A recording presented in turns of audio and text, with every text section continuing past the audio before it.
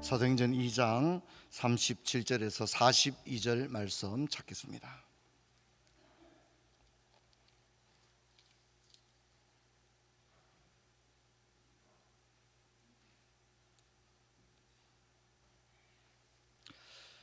제가 읽겠습니다. 그들이 이 말을 듣고 마음에 찔려 베드로와 다른 사도들에게 물어 이르되 형제들아 우리가 어찌 할꼬 하거늘 베드로가 이르되 너희가 회개하여 각각 예수 그리스도 이름으로 세례를 받고 제사함을 받으라.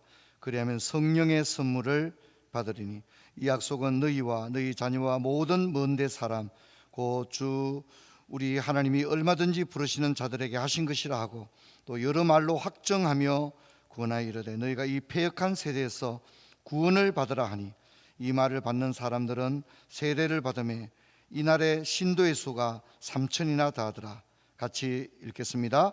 그들이 사도의 가르침을 받아 서로 교제하고 떡을 떼며 오로지 기도하기를 힘쓰니라. 아멘.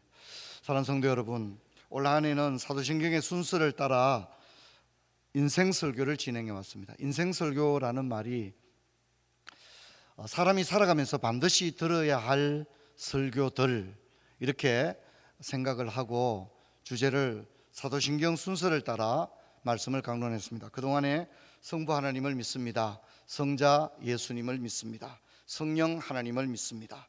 거룩한 공교회를 믿습니다. 성도가 서로 교통하는 것을 믿습니다. 죄를 사하여 주시는 것을 믿습니다. 영원히 사는 것을 믿습니다. 이 순서를 따라 진행을 해오다가 오늘은 6번째 죄를 사하여 주시는 것을 믿습니다 하는 부분과 이제 영원히 사는 것을 믿습니다 하는 것만 남겨둔 가운데 있습니다. 그래서 오늘은 회개를 그리고 견인, 성화, 영화를 설교하게 되겠습니다. 사도행전은 오순절 성령 강림을 통하여 대각성이 일어납니다. 우리가 그 현장을 한번 가볼 텐데요. 사도행전 2장 14절부터는 베드로의 오순절 설교가 나오고 있습니다. 베드로의 설교는 한마디로 말하면 복음적 설교였다 이렇게 이야기를 할 수 있습니다. 너희들이 하나님의 아들을 못 박아 죽였다. 그러나 그분은 죽음과 싸워 승리하시고 부활하셨다. 너희가 십자가에 못 박은 이 예수를 하나님이 우리의 주와 그리스도가 되게 하셨다. 베드로의 설교를 요약하면 이렇게 정리가 가능합니다. 베드로의 설교는 케리그마를 외친 가장 복음적인 설교입니다. 왜냐하면 베드로의 설교에는 십자가와 부활이 등장을 하고 있는데 이 십자가와 부활을 케리그마 이렇게 부르는 것입니다. 여러분, 참된 회개는 하나님의 말씀을 통해서 일어납니다. 다른 것이 회개를 가져오지 않습니다. 신앙의 연조, 회개를 가져오지 않습니다. 20년 믿어도 그것이 회개를 가져오지 않습니다. 모태신앙, 회개를 가져오지 않습니다. 성경, 교회 안에 어떤 다양한 프로그램, 물론 많은 프로그램도 있지만 하나님의 말씀을 통한 사역만이 회개를 가져오게 되어집니다. 여러분, 하나님은 성령의 역사를 통하여 회개를 가져오기 때문에 회개는 내 자발적으로 일어나지 않습니다. 성령이 내 마음에 애통의 마음을 불어넣으셨기 때문에 오늘 본문에도 어찌할꼬 했잖아요, 그죠? 그 마음은 성령이 부으시는 겁니다. 오순절 마가다락방에 급하고 강한 바람 같은 소리와 불의 혀같이 갈라지는 것이 각 사람 위에 머물러 있었던 것처럼 베드로가 설교했을 때 그 많은 하루에 5,000명이 회개하고 돌아왔던 그 많은 회중들의 심령 속에 성령이 그들의 완악한 심령을 두드리신 것입니다. 그러므로 회개는 성령의 역사입니다. 또한 회개는 말씀을 매개로만 일어나는 것입니다. 그러므로 바른 설교, 성경적 설교, 복음적 설교는 너무나도 중요한 것입니다. 사람들은 이제 간혹 재미롭고 흥미로운 설교를 좋아합니다. 하지만 그것은 영혼에 아무런 유익을 주지 못합니다. 여러분, 재밌기 위해서 온 것이 아니라 여러분 영혼의 양식을 얻기 위해서 온 줄로 믿습니다. 약이 쓴 것처럼 말씀이 결코 달콤할 수는 없는 것입니다. 그러므로 하나님의 말씀이 올바르게 전거되는 강단은 참 복되며, 또 그런 강단에 속한 회중들, 또 그 말씀을 지속적으로 공급받는 백성들은 복된 사람들인 겁니다. 여러분, 사도행전 2장 37절 같이 한번 읽겠습니다.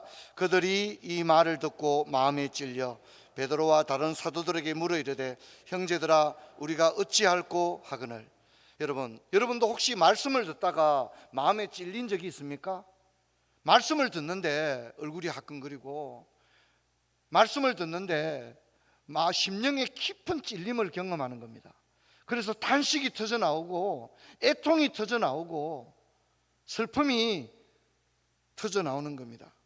갈릴리 한 어부의 오순절 설교는 기독교 역사에서 전무후무한 놀라운 반향을 가져왔습니다. 회중들은 이구동성으로 형제들아 우리가 어찌할꼬, 우리가 어떻게 하면 되겠습니까? 여러분, 이것은 지금까지 직선적으로 살아온 인생이 뭔가 문제가 있었다는 것을 그 순간에 대각성이 일어난 겁니다. 그렇기 때문에 이제 우리가 어떻게 하면 좋습니까? 어찌할꼬 하는 것이 일어난 겁니다. 여러분, 이것이야말로 참된 말씀의 역사이며 성령의 역사이며 회개의 역사인 줄로 믿습니다. 여러분, 교회만이 이런 역사가 일어나는 겁니다. 우리가 예배 시간에 이 역사가 일어나야 되는 겁니다. 때로는 어느 찬송을 부르다가 그 찬송을 통하여 하나님의 역사가 일어나고, 말씀을 듣다가 역사가 일어나고, 그렇게 되어지는 것입니다. 여러분, 회개에는 지정의의 요소가 작동됩니다. 신앙의 믿음에도 지정의의 요소가 작동됩니다.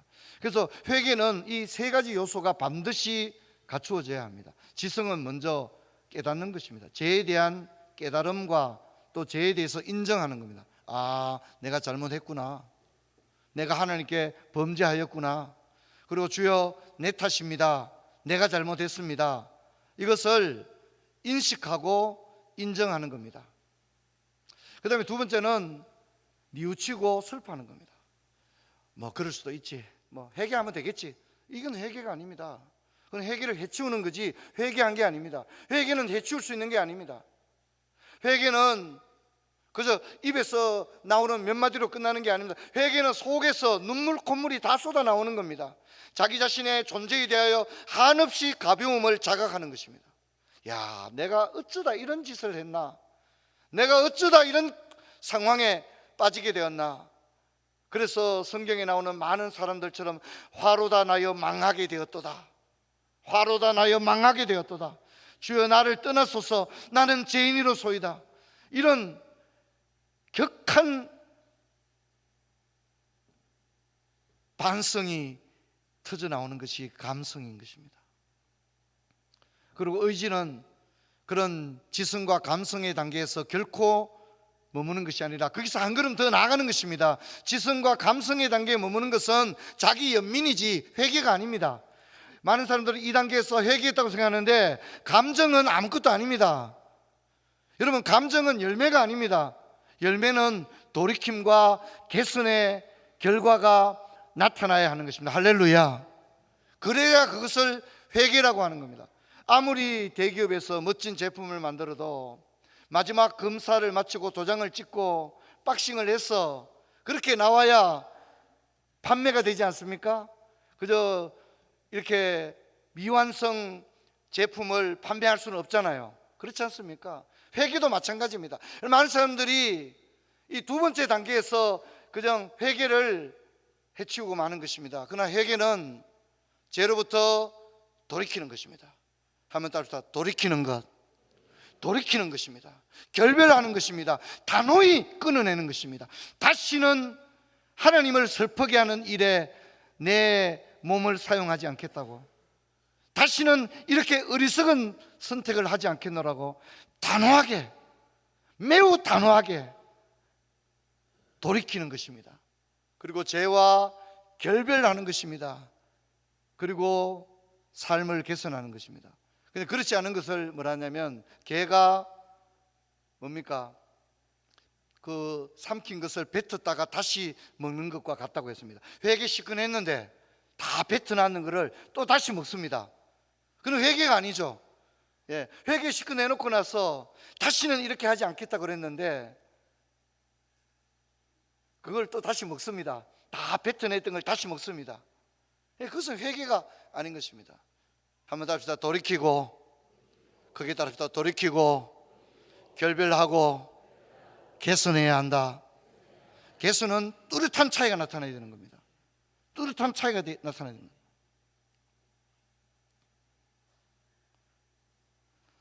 오늘 본문에 바로 그런 역사가 일어났습니다.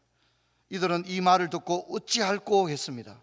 그리고 감성적으로는 마음에 찔렸습니다. 그리고 의지적으로는 회개하고 세례를 받았어 또 패역한 세대에서 구원을 받겠다는 결단을 한 것입니다. 회중들은 죄를 자각하고 어찌할꼬 탄식했고 마음에 찔렸고 입술로 회개했고 공적인 세례를 받았으며 패역한 세대로부터 돌이켰습니다. 이것이 참된 회개인 것입니다. 예수님도 사역을 시작할 때 첫 마디가 여러분 기도합시다, 여러분 전도합시다 그렇게 한 게 아닙니다. 예수님의 공생의 일성은 뭐였습니까? 회개하라 천국이 가까웠느니라 그렇게 외쳤습니다. 회개가 시작이기 때문입니다. 회개 없으면 출발도 안 한 겁니다. 내가 하나님 앞에 진정 회개를 하지 않았다면 신앙생활을 아직 출발도 안 한 거예요. 여러분, 회개에는 두 종류가 있습니다. 율법적 회개와 복음적 회개가 있습니다. 율법적 회개의 대표적인 인물로서는 가인과 사울과 가룟 유다를 우리가 들 수 있습니다. 이 사람들의 회개는 종교적 회개였습니다. 동사무소 가서 주민등록 등본 떼는 거하고 똑같습니다. 그냥 제출하라 그러니까 종이 한 장 써서 제출하는 겁니다. 법원의 형량을 낮추기 위해서 반성문을 200장을 썼다고 하더라고요. 그렇게 하는 겁니다. 그게 율법적 회개입니다. 법원에다가 반성문을 쓰는 게 아니고 하나님께 회개해야죠. 그것이 참된 회개입니다. 그게 복음적 회개인데 성경은 히스기야와 니느웨 사람들의 회개, 그 다음에 다윗의 회개, 베드로의 회개를 복음적 회개로 대표적으로 지목을 합니다. 우리 한 가지씩 살펴보겠습니다. 먼저 가인의 회개입니다. 창세기 4장 13절 같이 읽겠습니다. 가인이 여호와께 아뢰되 내 재벌이 지기가 너무 무거우니이다 이렇게 말합니다. 이게 가인이 말이에요. 이게 회개한 겁니까? 가인은 죄를 뉘우치지 않았습니다. 단지 자신이 받을 형벌이 너무 무겁다고 불평을 하는 겁니다. 하나님, 이거 너무 심한 거 아닙니까? 내가 동생 비록 죽였지만 하나님, 나한테 어떻게 이렇게 가혹한 형벌을 주십니까? 하나님께 대들고 있는 겁니다. 가인은요 단지 자신의 불이익을 슬퍼하고 있을 뿐인 거예요. 야, 사람 하나 죽였더니만 이제 내 죽게 생겼네. 사람 하나 죽였더니 하나님께서 내 얼굴도 안 보려 그러네. 이런 얘기하고 있는 겁니다. 뻔뻔한 거죠. 죄를 전혀 뉘우치지 않고 자신에게 주어진 그 죄의 형벌이 너무 가혹하다고 불평하며 내가 이렇게 불이익을 누리며 살아가야 되겠나, 이런 얘기를 하고 있는 겁니다. 죄를 지은 사람은 말이 없어야죠. 죄를 지은 사람이 더 시끄럽습니다. 말이 더 많아요. 그게 무슨 회개입니까? 회개가 될 수가 없지 않겠습니까? 여러분, 사무엘상 15장 30절을 같이 한번 읽어봅시다. 시작. 사울이 이르되 내가 범죄하였을지라도 이제 청하옵나니 내 백성의 장로들 앞과 이스라엘 앞에서 나를 높이사 나와 함께 돌아가서 내가 당신의 하나님 여호와께 경배하게 하소서 하더라. 아멘. 사울이 죄를 지었는데 사울은 더 가관입니다. 자신의 죄를 뉘우치기는커녕 자신의 왕으로서의 체면을 잃을까, 인기를 잃을까, 그것을 전전긍긍하고 있는 겁니다. 하나님 앞에 죄를 슬퍼하지도 않고 탄식하지도 않고 돌이키는 그런 개선의 의지를 그런 조금도 보이지 않고 오히려 인기 떨어질까 봐 왕의 체면 구기게 생겼네. 아이고, 남이 알까 겁난다. 좀 가능하면 광고하지 말아주세요. 이런 얘기하는 겁니다. 임시방편입니다. 눈앞에 위기만을 모면하려고 하는 사울의 모습이 다 그냥 훤히 비치는 겁니다. 하나님도 마찬가지 아니겠어요? 우리가 회개할 때 하나님 다 보이지 않겠어요? 야, 당장 모면하려고 저러는구나. 우리의 회개가 심령에서부터 나오는 참 회개인지, 진짜 자기 인기를 잃어버리지 않으려고 전전긍긍하는 건지, 가인의 회개인지 사울의 회개인지 하나님께서 중심을 보시는데 그걸 왜 모르겠습니까? 하나님 다 아시는 거죠. 여러분, 우리가 참 중요한 얘기를 하고자 합니다. 여러분, 우리가 기도할 때 무슨 기도합니까? 하나님 아버지, 우리 아이 이번에 고3입니다 기도합니다. 그리고 하나님 아버지, 우리 남편 이번에 성진 심사 중에 있습니다. 그리고 하나님 아버지, 저는 원래 다이어트를 해야 됩니다. 주로 우리는 하나님께 무엇을 기도합니까? 한번 따뜻한 문제들을 기도합니다. 아들, 자녀 문제, 남편 문제, 내 건강 문제들만 자꾸 아립니다. 그건 잘못된 건 아니에요. 그렇게 하죠. 그러나 한번 생각해 보세요. 나는 하나님께 문제만 자꾸 맡겼지 정말 맡겨야 될 건 뭐예요? 한량 없이 부족한 나 자신을 주님께 맡겨야 하는 겁니다. 할렐루야. 하나님, 나를 주님께 의탁합니다. 나를 인도해 주옵소서. 하나님, 나는 연약합니다. 나를 주님 붙들어 주옵소서. 건강, 자녀만 하나님께 자꾸 의탁하고 맡길 게 아니라 누굴 맡겨야 된다고요? 정말 맡겨야 될 건 누구라고요? 나 자신을 맡게 되는 거예요. 우리가 자칫 잘못하면 기도를 굉장히 많이 하는 것 같은데 진짜 문제만 하나님께 다 맡겼지 정말 맡겨야 될 자기 자신을 맡기자. 여러분, 구원받아야 될 것은 문제가 아니라 나 자신이에요. 하나님, 나를 하나님, 나 문제투성입니다. 하나님 저 좀 고쳐주세요. 하나님 아버지, 저 때문에 사람들 너무 상처를 많이 받습니다. 하나님, 저 이대로 안 될 것 같아요. 하나님, 저를 고쳐주세요. 저를 회복시켜주세요. 또 저를 인도해 주세요. 주님, 제 인생을 책임져 주세요. 여러분, 우리를 맡길 수 있기를 주의 이름으로 축원합니다. 회개도 마찬가지입니다. 회개할 때 하나님 아버지, 어제 남편한테 제가 싫은 소리 했습니다. 아이들한테 싫은 소리 했습니다. 백이동 아줌마한테 싫은 소리 했습니다. 죄의 목록만 나열하지 마시고 죄인인 나를 주님께 회개해야 됩니다. 할렐루야. 죄인인 나를 회개해야 한다는 것입니다.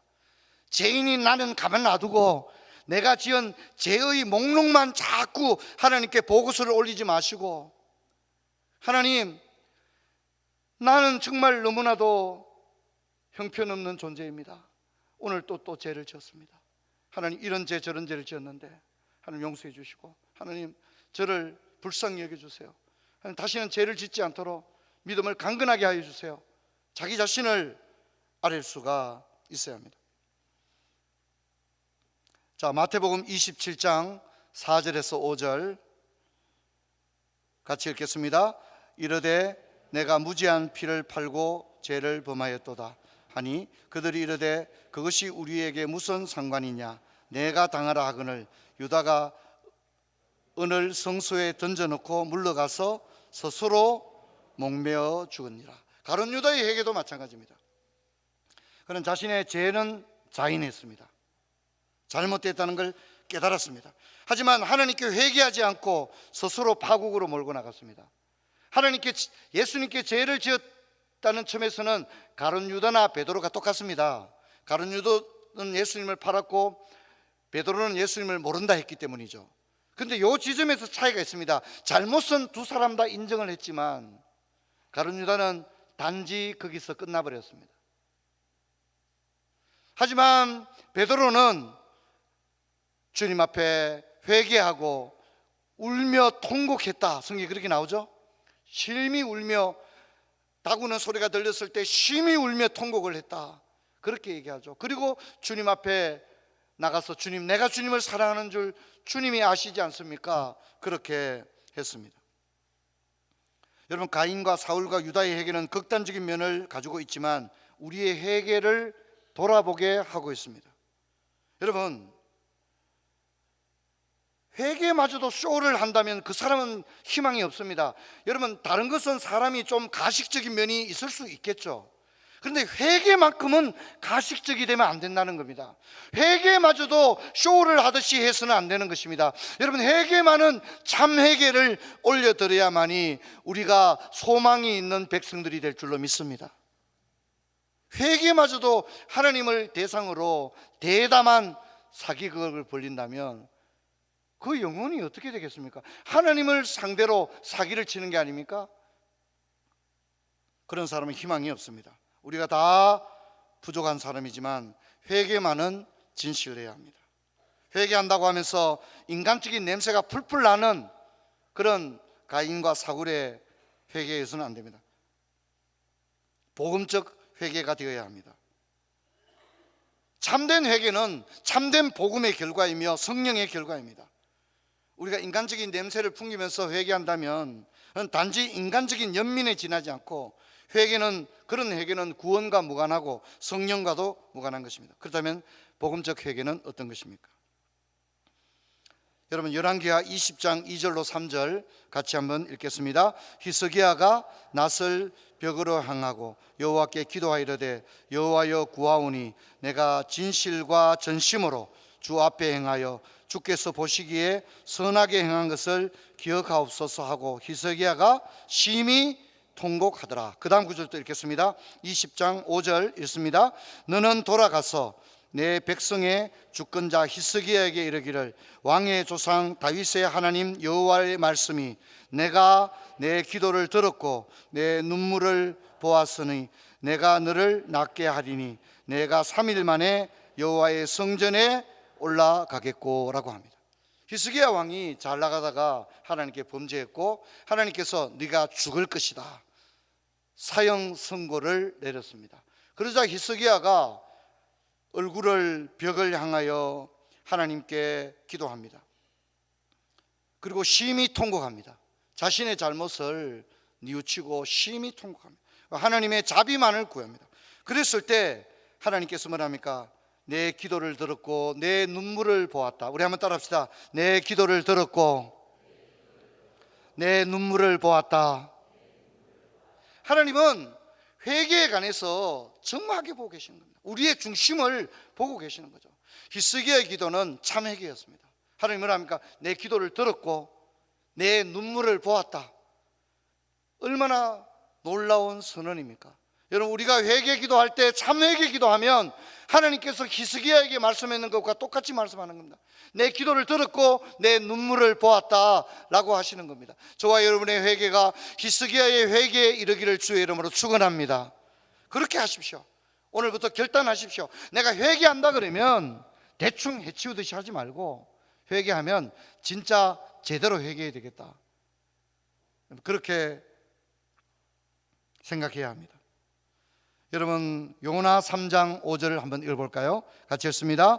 니느웨 사람들이 하나님을 믿고 금식을 선포하고 높고 낮은 자를 막론하고 굵은 베옷을 입은지라. 그렇게 했습니다. 여러분, 요나 3장 10절 우리 같이 읽겠습니다. 하나님이 그들의 행한 것 곧 그 악한 길에서 돌이켜 떠난 것을 보시고 하나님의 뜻을 돌이키사 그들에게 내리리라고 말씀하신 재앙을 내리지 아니하시니라. 그러면 성경에 보면 니느웨의 회개는요, 짐승들도 금식했다고 나옵니다. 성경에 보면 왕들부터 모든 신하들과 니느웨의 모든 백성들과 어린아이들과 심지어 짐승들까지 금식하면서 하나님, 우리가 잘못했습니다. 니느웨를 멸망시킬 거다 하니까 회개한 거죠. 재앙이 임할 거라 하니까 회개했는데 이 회개는 하나님께 상달되었다는 겁니다. 하나님이 딱 보니까 악한 길에서 떠나서 돌이킨 게 딱 보이는 거예요. 그래서 하나님께서 재앙을 내리지 않는 모습을 보게 되어집니다. 여러분, 이제 우리가 다윗의 회개를 한번 살펴볼 텐데 사무엘라 24장 10절입니다. 같이 읽겠습니다. 다윗이 백성을 조사한 후에 그의 마음에 자책하고 다윗이 여호와께 아뢰되 내가 이 일을 행함으로 큰 죄를 범하였나이다. 여호와여, 이제 간구하옵나니 종의 죄를 사하여 주옵소서. 내가 심히 미련하게 행하였나이다 하니라. 그렇게 인구조사를 하고 난 다음에 아이고 우리 국방부 장관이 하자 그래가지고 인구조사했습니다. 남 탓을 안 했어요. 그죠? 다 신하들에게 책임을 돌리지 않았어요. 분명히 인구조사할 때 신하들 중에는 지금 좀 인구조사할 때 되었습니다 이런 얘기 했는 신하들도 있을 수 있었을 겁니다. 그러나 다윗은 깔끔하게 내가 죄를 지었습니다. 왕으로서 신하들에게 책임을 전가하고 하나님 나는 안 그러려고 그랬는데 이런 얘기 안 합니다. 자신의 죄를 솔직히 합니다. 큰 죄를 지었습니다. 미련하게 행동했습니다. 그렇게 회개를 했습니다.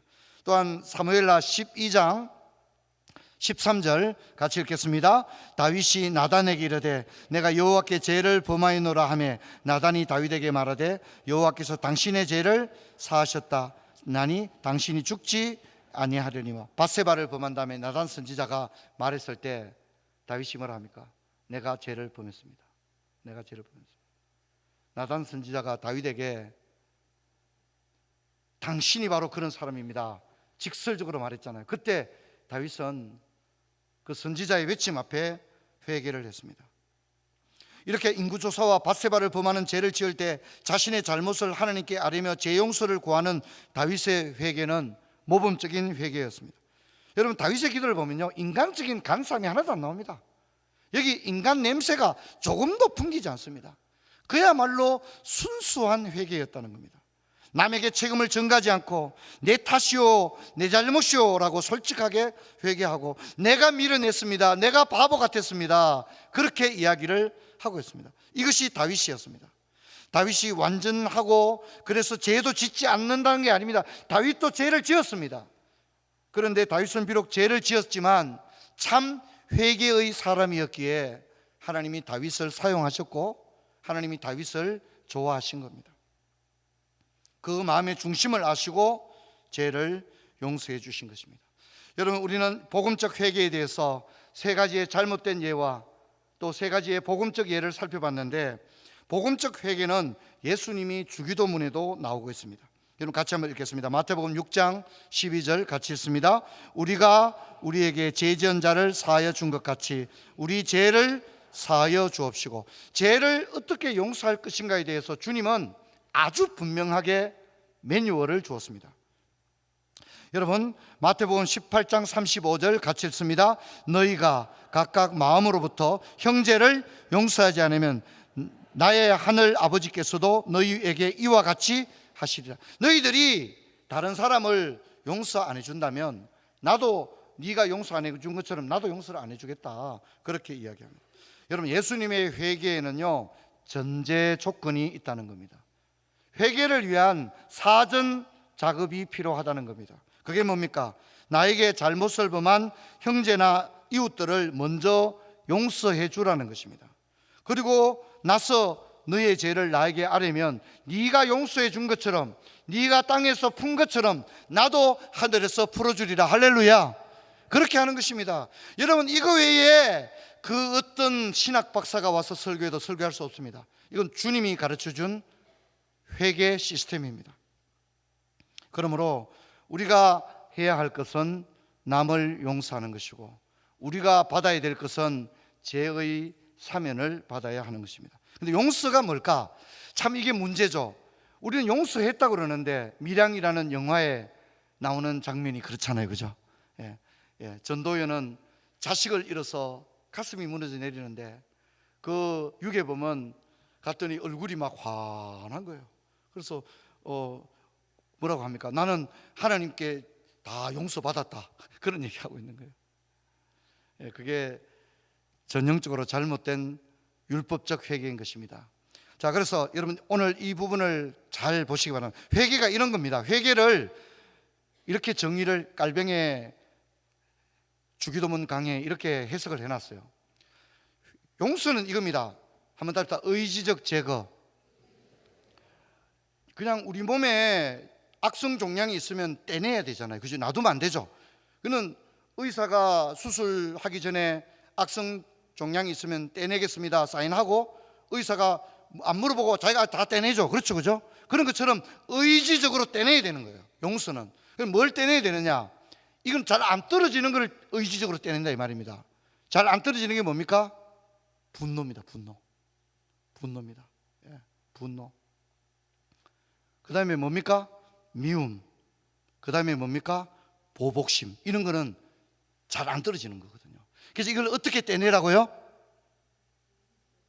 설교 끝날 때쯤 되면 이렇게 서로 협조를 해야 됩니다. 어떻게 떼내야 된다고요? 의지적으로 떼내야 되죠. 감정적으로 떼내라고요? 감정으로는 안 돼요. 감정은 이게 해결이 안 돼요. 감정으로는 아주 마음이 안 내킵니다. 그런 얘기는 안 하겠다는 말하고 똑같아요. 그는 의지적으로 이런 겁니다. 잘 보세요. 이건 하나님이 기뻐하지 않아. 그 사람에게도 나에게도 아무 도움이 되지 않아. 이건 미루면 미룰수록 내 영혼이 피폐해져. 이건 지금 당장 떼내야 돼. 지금 당장 끊어내야 돼. 할렐루야. 이게 의지인 거예요. 이건 주님이 기뻐하셔. 아직 내 마음은 아직 준비가 덜 될 수 있어요. 그렇지만은 의지적으로 그게 용서라는 겁니다. 자, 그 다음에 뭐죠? 망각, 잊어야 되는 거예요. 우리가 당한 모든 손해를 어떻게 해요? 잊어야 되는 거예요. 내가 돈 비싸게 주고 펌을 하려고 했는데 펌을 완전 엉뚱하게 했는 미용실 아줌마를, 여러분 그건 잘 안 잊혀지거든요. 그렇잖아요. 내 파마가 이렇게 된 거 안 잊혀요. 갈 때마다 기분 나쁘거든요. 이거는 뭡니까? 빨리 잊어야 됩니다. 여러분, 우리가 도움을 받은 게 빨리 잊어집니까? 손해본 게 빨리 잊어집니까? 손해본 거는 진짜 안 잊어지죠. 그렇죠, 그죠? 골목 돌았을 때마다 생각나잖아요, 그죠? 그런데 그러면 용서가 안 되는 겁니다. 그건 잊어버려야 됩니다. 망각을 해야 되는 거죠. 그리고 용서를 했는 결과는 뭐냐? 그럼 내가 용서했는지 안 했는지 어떻게 압니까? 내가 용서했는지 안 했는지 어떻게 알아요? 그건 뭐냐면 아무에게도 악의를 품지 않는 거예요. 누구를 만나더라도 어떻게 해요? 아무런 마음에 끓임이 없는 거예요. 그죠? 누구를 만나더라도 아무 마음에 끓임이 없는 상태가 내가 뭘 했다는 거죠? 용서를 했다는 걸 의미하는데, 그게 의지 제거와 망각이 이루어진 걸 의미합니다. 여러분, 여기에 도달하지 않았다면 지금 제가 말한 저기에 한 번 더 보여주시고요, 저기에 도달하지 않았다는 것은 내가 용서 안 한 겁니다. 이해되겠죠? 용서를 안 한 거라는 사실을 꼭 기억하시고, 내 용서는 아직 제대로 된 용서가 아니라는 것을 기억해야 됩니다. 그것은 기만이며 거짓입니다. 그리고 자기를 속인 겁니다. 그렇죠? 용서했다고 그냥 속이는 거예요. 속이는 거. 용서를 아직 안 했어요. 아직 전혀 용서가 되지 않았는데 용서 끝, 이렇게 자기를 기만하는 일이 되는 것이고, 그런 것은 하나님과의 관계가 온전해지지 못합니다. 자, 여러분 마지막으로 성경 같이 한번 읽겠습니다. 사도행전 2장 41로 42절 같이 읽겠습니다. 그 말을 받은 사람은 세례를 받으며 이날의 신도의 수가 3,000이나 되더라. 그들이 사도의 가르침을 받아 서로 교제하고 떡을 떼며 오로지 기도하기를 힘써. 이게 회개의 결과입니다. 그래서 세례를 받았죠. 사도들의 가르침을 받았다고 말합니다. 그리고 서로 교제하고, 방송 좀 넘겨주시기 바랍니다. 서로 교제하고 떡을 떼었습니다. 오로지 기도하기를 힘썼고요, 온 백성에게 칭송을 받았습니다. 여러분, 우리는 복음이 얼마나 놀라운 일을 일으키는가. 복음적 설교가 제대로 일어나고 성령이 심령에 역사하면 상상할 수 없는 일이 일어날 줄로 믿습니다. 할렐루야. 이게 진짜 복음이고 이게 진짜 기독교입니다. 이게 진짜 믿음인 거죠. 그래서 예수를 만나면, 복음적 설교를 듣고 참된 회개에 이르면 이전 것은 지나갔으니 보라 새 것이 되었다. 할렐루야. 아멘. 크게 합시다. 할렐루야. 완전히 달라져야 되는 거예요. 시어머니한테 언제까지 궁시렁 거릴 겁니까? 그냥 끝내야죠. 의지적으로 제거해야죠. 예수 믿었다 하면서 끝없이 가게일을 덜쳐내서 그때 섭섭했느니 여러분, 그건 뭐 하자는 겁니까? 뭐 하자는 거예요? 뱉어낸 것을 다시 삼키는 것밖에 그건 참 회개가 아니에요. 여러분, 우리는 복음의 사람들인 줄로 믿습니다. 그러면 우리 삶을 통하여 보여줘야 되는 거예요. 야, 예수 믿었더니 사람이 저렇게 변하구나. 예수 믿었더니 사람이 저렇게 달라졌구나. 여러분, 남들이 알아줘서가 아니라 나 자신부터도 생각할 때, 야, 예수 믿고 나서 일어난 내 삶의 전격적 변화에 대해서 여러분, 우리 자신도 감사할 수 있어야 되는 거죠. 예수 믿었는데 뭐 그저 별일이 없는 거예요. 별일이 없으면 안 되는 겁니다. 예수 믿었는데 어떻게 별일이 없을 수 있습니까? 예수 믿고 나면 다이너마이트와 같은 강력한 삶의 변화가 일어나야 될 줄로 믿습니다. 이걸 기억하십시오. 참된 복음의 메시지를 선포하는 참된 회개와 참된 신앙을 가져왔습니다. 우리 교회가 복음의 강한 교회로서 복음의 역사가 이끌어가는 그저 그런 교회가 아니라 진짜 역사가 일어나는, 진짜 복음이 살아있는 그런 푸른 초장교회 되고 여러분들이 그 정인들이 되는 그런 은혜가 있기를 주의 이름으로 축원합니다. 자리에서 일어나겠습니다. 아버지, 감사합니다. 오늘 우리가 복음적 회개에 대해서 살펴봤습니다. 예수 믿는다 하면서, 회개한다고 하면서 때로 오늘 말씀을 들으며 자신을 돌아볼 때 그렇지 못한 부분들이 있었음을 인정합니다. 용서하여 주옵소서. 말로만 회개하는 율법적 회개가 아니라 사람이 완전히 인생이 바뀌는 복음적 회개의 삶을 살게 하여 주옵소서. 우리 교회가 이 복음의 능력이 힘있게 역사하는 교회가 되게 하여 주옵소서. 주 예수 그리스도 이름으로 기도하옵나이다. 아멘.